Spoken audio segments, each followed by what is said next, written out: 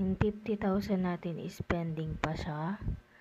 Then, nakuha na natin ulit yung 75,000.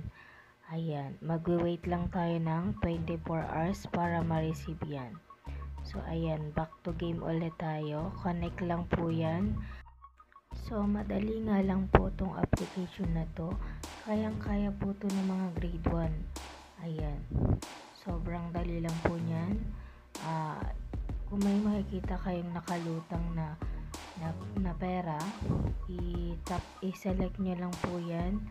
So, ayan. Makakakuha kayo ng another cash po.